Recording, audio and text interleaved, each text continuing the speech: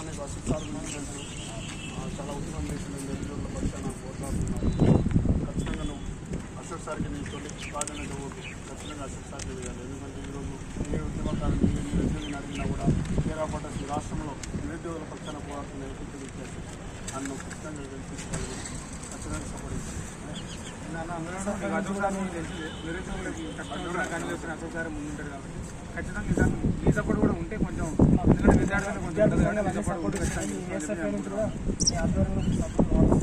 Party వాళ్ళని అడగాల మీరు. పార్టీ వాళ్ళ దగ్గరికి పోయి సార్ పార్టీ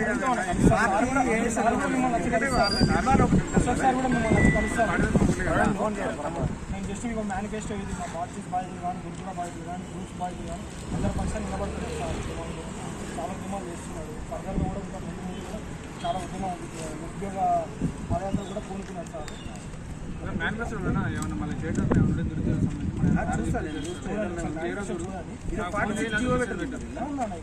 మెయిన్ అంశం ఆపండి.